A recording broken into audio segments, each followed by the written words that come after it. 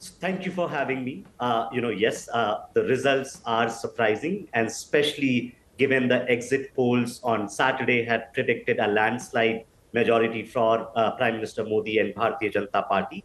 That hasn't happened. BJP has fallen short of majority, though it remains the single largest party by a big margin. The opposition parties, especially Congress and its allies, have done better than what was expected them.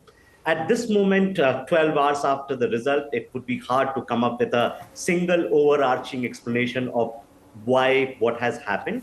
What you can definitely notice that in some parts, the BJP has done better in comparison to past, especially the eastern corridor and the areas around the west of Bay of Bengal and southern India. But it has lost considerably in some of its core states in northern states, whereas opposition seems to have held on to some of the states and performed relatively better with allies in some of the bigger states of India. Now, why this may have happened, there are a couple of factors. I would say that pre-poll surveys had indicated that there is a large number of voters who are anxious about their economic situation. They were worried about the situation of unemployment. And it also seems that people from the bottom half of social pyramid, those who receive some kind of affirmative action help, they became anxious, especially given the opposition's counter-offensive, that if BJP comes with a big majority, they might tinker with the constitution and some of the social justice right. So it seems that a confluence of some of these factors have helped opposition to do better than what was expected of them. Yeah, so, and that's an interesting point that you make. It may be more against the BJP or the concerns of that sort of huge majority, not necessarily the performance of the opposition. And I'm particularly interested in your thoughts of Rahul Gandhi as a potential future Prime Minister. So it would be difficult to do that kind of crystal ball gazing at this point of time, because Congress, while it has improved its performance considerably, they have doubled their seat tally and have improved their vote share. But Congress still remains the second largest party, and the gap between BJP and Congress is large.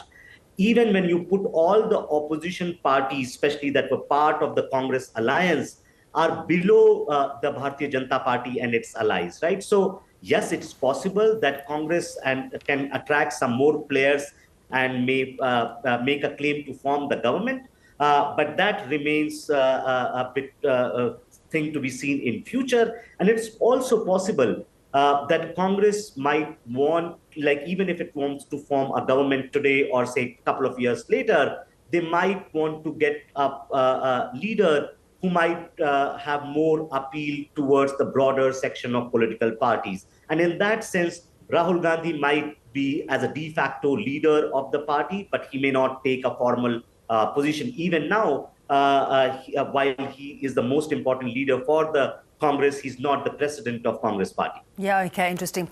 So look, let's talk a little bit about those economic factors that were probably at play. You know, Modi had wanted to position India as the third largest global economy. There was a lot to do to get there. How do you see his new coalition partners working with him in terms of that economic progress? So I think BJP and Prime Minister Modi, if they get the third term, this would be in coalition. The previous two were in a single party majority. And so they will have to be dependent on some of these coalition partners, and they will have to be more accommodative of their aspirations. That means some of the big bang reforms that the BJP had planned will need more consensus building.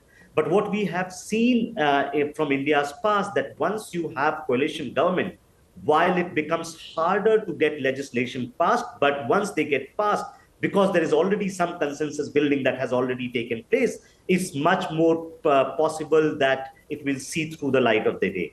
I think Prime Minister Modi would want to continue to leave, work towards leaving a big positive legacy on the economic front. And they will continue to hopefully build more consensus.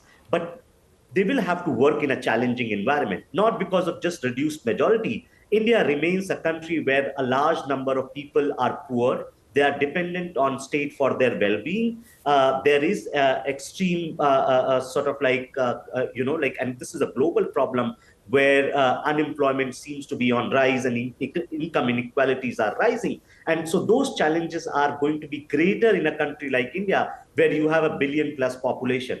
So no matter who becomes the prime minister in a week, the challenges are going to be very formidable, and they have to work on that. Are you confident Modi will serve out this term? It's Crystal ball. difficult to say at this moment of time, and it would also depend on in a couple of months we'll also have elections in some important states. BJP has not done really well in these states this time around, especially state of Maharashtra, where you have Mumbai, which is considered as financial capital of India. And so if BJP continues to underperform in some of these states, I think the power or the projection of power of BJP will see a considerable hit. And so there are multiple scenarios possible, and each would depend on how BJP performs in the domestic arena and how it is accommodative of various allies that have joined them. You know, even our Prime Minister Rahul got on board with Modi mania. We have a big Indian diaspora in Australia. Where do you think this positions Modi now on the world stage, given he's had this little bit of a setback? See, it's not easy for any incumbent to see a third time return, right? What, of course, BJP was hoping that Prime Minister Modi would return third time with a single majority, and that would have been historic both in the Indian context but also in the global context. You know, many countries are going to see polls in next few months. You will have Rishi Sunak of UK facing polls in July, President Biden facing polls in November. And in each of these places, incumbents are not going to have an easy time. So returning third time is impressive, but yes, I think because they are coming with a reduced majority, if they come to power, that will have some bearing, but Modi continues to remain very, very popular leader, and I think that is likely to continue. Rahul, great to get your thoughts on this. Thank you very much for joining us. Thank you for having me.